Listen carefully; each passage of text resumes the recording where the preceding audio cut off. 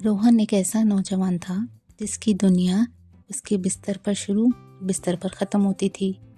उसे नींद से इस कदर प्यार था कि सूरज आसमान के दरमियान आ जाता, मगर रोहन की आंखें ना खुलती। वो ना सिर्फ सुस्त था, बल्कि बहुत बड़ा ज़िद्दी भी था। उसके माँ बाप उसे जगाते जगाते थक चुके थे। कभी पानी के छींटे डालते, कभी शोर मचाते, मगर रोहन करवट बदलकर फिर सो जाता। उसके पेरेंट्स को फिक्र होने लगी। उन्होंने सोचा शायद इसके जिस्म में कोई कमज़ोरी है या कोई बीमारी। वो उसे शहर के सबसे बड़े डॉक्टर के पास ले गए। वहाँ उसकी हर तरह से जांच हुई। जब नतीजा आया तो डॉक्टर ने मुस्कुराते हुए कहा, इसके जिस्म में कोई रोग नहीं है, बस इसके जहन में काहिली ने घर कर लिया है। ये बहुत तंदुरुस्त है, मगर इसकी सुस्ती ही इसकी सबसे बड़ी दुश्मन है। घर लौटकर माँ बाप ने एक फैसला किया। उन्होंने समझ लिया था कि बातों से रोहन नहीं सुधरेगा, अब उसे सबक सिखाना होगा। अगली सुबह घर में अजीब सी खामोशी थी। माँ बाप ने रोहन को बिल्कुल नहीं जगाया। रोहन दोपहर के 2 बजे जब जागा तो उसे बहुत भूख लगी। वो रसोई में गया, मगर वहाँ चूल्हा ठंडा पड़ा था। ना नाश्ता था, ना खाना। मेज़ पर एक बासी सी रोटी थी और एक खत था। उसमें लिखा था, बेटा रोहन, हम सब तुम्हारे चाचा की बेटी की शादी में गए हैं। वहाँ बहुत बड़ा जश्न है, लजीज पकवान है और सब रिश्तेदार मिल रहे हैं। हमने तुम्हें जगाने की कोशिश की, लेकिन तुम जागे ही नहीं। हमने कोशिश की और हार गए, क्योंकि हमें मालूम था तुम्हें नींद प्यारी है। तुम्हारी भूख के लिए घर में सिर्फ कल की रूखी सूखी रोटी रखी है, क्योंकि ताज़ा खाना बनाने वाला कोई ना था और वक्त हो रहा था। रोहन को बहुत गुस्सा आया, मगर जिद में वो फिर सो गया। अगले दिन जब वो जागा तो देखा कि घर के बाहर उसके तमाम दोस्तों की टोली जमा थी। वो सब एक ट्रिप पर जा रहे थे, दरिया के किनारे। रोहन ने खिड़की से उन्हें पुकारा, रुक जाओ, मैं भी चलता हूँ।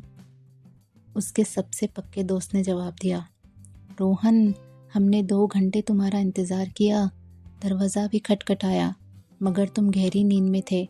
अब हमारी सवारी निकलने ही वाली है। अब तुम सो जाओ, हम वापस आकर तुम्हें वहाँ के किस्से सुनाएंगे। ये कहकर उसके दोस्त चले गए। रोहन अकेला रह गया। उसे एहसास हुआ कि जब वो सोता रहा, दुनिया आगे निकल गई। उसने महसूस किया कि उसकी नींद ने उससे ना सिर्फ अच्छे पकवान से महरूम किया, बल्कि अपनों की खुशियों और दोस्तों के साथ से भी छीन लिया। शाम को जब माँ बाप वापस आए तो उन्होंने रोहन को देने के लिए एक नया काम तैयार रखा था। पापा ने कहा, रोहन, अगर तुम कल सुबह सूरज निकलने से पहले बाग में पहुंचो तो वहाँ तुम्हारे लिए एक पुराना संदूक मिलेगा जो तुम्हारे दादा ने तुम्हारे लिए छोड़ा था। मगर शर्त यह है कि सूरज की पहली किरण से पहले वहाँ तुम्हें पहुँचना है। रोहन की आंखें में लालच आ गया और जिद ने उसे मजबूर किया। वो उस रात बहुत जल्दी सो गया और सुबह सूरज उगने से पहले ही उठ गया।